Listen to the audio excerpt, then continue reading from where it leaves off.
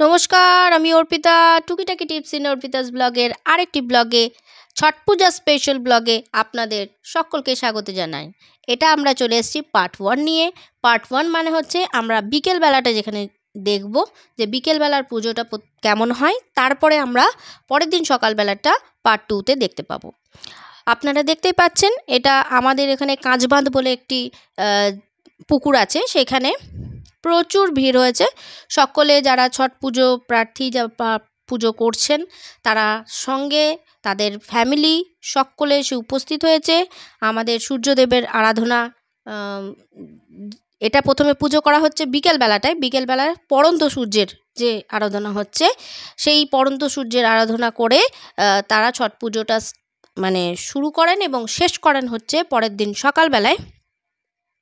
যখন সূর্য উঠতে শুরু করে তখন সেখানে পুজো করে সেই ছট পুজো সাঙ্গ হয়। তো দেখুন, যিনি করেছেন তিনি অলরেডি কিন্তু পুজো করবার জন্য জলে নেমে দাঁড়িয়ে আছেন, এবং আপনারা ওই দিকের যে ঘাটটা সেটা একটু জুম করে আপনাদের দেখানোর চেষ্টা করেছি। ওখানেও দেখুন প্রচণ্ড ভিড়, আর ঘাটগুলোকে পরিষ্কার পরিচ্ছন্ন করে বেশ ভালো করে সাজিয়ে গুছিয়ে ঘাট দখলের লড়াই কিন্তু এখানেও চলে। কোন কোন ফ্যামিলি কোন কোন জায়গায় দাঁড়াবে সেটা কিন্তু আগের থেকেই স্থির করা হয়। ওরা কিন্তু রেখে যায় নিজের জায়গা, এবং সেখানে স্থির হয়ে যাওয়া জায়গাতে প্রত্যেকে এসে পড়ে বসে, এবং তার সঙ্গে কিন্তু গান করতে থাকে।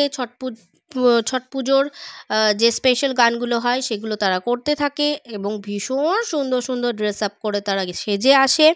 দেখতে জাস্ট অপূর্ব লাগে, আপনারাও দেখুন।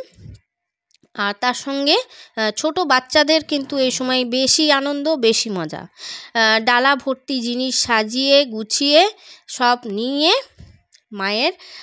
ছট মায়ের পুজো করতে সবাই চলে আসে। তো যতটা দেখানোর আপনাদের চেষ্টা করেছি সকলকে ক্যামেরাবন্দি করার। কতটা পারবো, কতটা পেরেছি জানি না। ভালো লাগলে অবশ্যই আমার সঙ্গে থাকবেন, একটা লাইক দেবেন, আর যদি আরেকটু ভালো লাগে অবশ্যই আমার চ্যানেলটা একটু সাবস্ক্রাইব করে দেবেন, দিয়ে পাশে থাকবেন, আর বেল আইকনটা দাবাতে কিন্তু ভুলবেন না। কেমন? তাহলে দেখতে থাকুন ছট পুজো কেমন লাগছে। এবার দেখুন, এই দিক থেকে আমি আর আমার শাশুড়ি মা, আমার এক পরিচিত ব্যক্তি দেখুন এখানে দাঁড়িয়ে আছে, দিদিভাই, তার সঙ্গে খানিক একটু গল্প করা হলো। আর আমার শাশুড়ি মা সাধারণত অনেকটা বয়স হয়ে গেছে বলে উনি বেরোতে পারেন না। দেখুন এইখানে যে পুজোটা হয়, সাধারণত আমরা ওই দুধ ঢালার যে ব্যাপারটা থাকে, যে এরকমভাবে একবার করে ঘুরবেন আর এক পাক ঘুরবেন আর দুধ ঢালতে থাকবেন ডালাগুলো নিয়ে, ঠিক আছে? এইটাই হচ্ছে কিন্তু দুধ ঢালার কেস। এই যে দেখুন, এক পাক ঘুরলো, আবার ঘুরে এসে আবার দুধটা ঢাললো, তারপরে আবার আরেক পাক ঘুরবে, আবার এভাবে দুধ ঢালবে। এটাই কিন্তু দুধ ঢালার মানে প্রসেসটা সন্ধেবেলাতেও হয়, আবার কিন্তু সকালবেলাতেও সেমভাবে চলতে থাকে। তো আমি সাধারণত বিকেলবেলাটাই কিছু করি না, করলে সকালবেলাটাই এসে একদম পরিষ্কার পরিচ্ছন্ন হয়ে আসি, জামা কাপড় ছেড়ে পরিষ্কার হয়ে তারপর এসে সকালবেলায় সাধারণত সেটা করে থাকি। আর ছট পুজো সাধারণত আপনাদের ডালা দেওয়া যেটার ব্যাপার থাকে, সেই ডালাটা আপনাদেরকে একটু দেখানোর চেষ্টা করছি।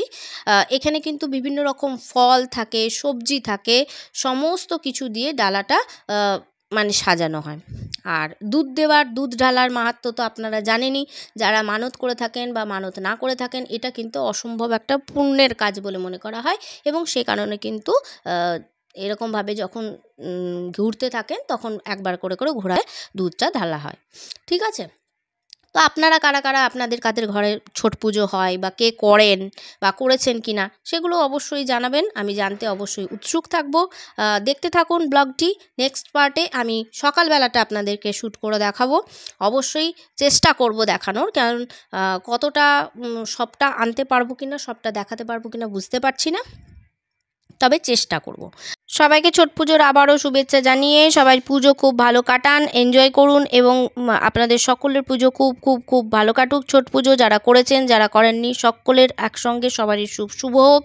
পরের ব্লগ নিয়ে আবার আসছি, দেখতে থাকুন আমার ব্লগগুলি। ভালো লাগলে লাইক দেবেন, কমেন্ট করবেন, আর অবশ্যই একটু সাবস্ক্রাইব করে দেবেন। Thank you.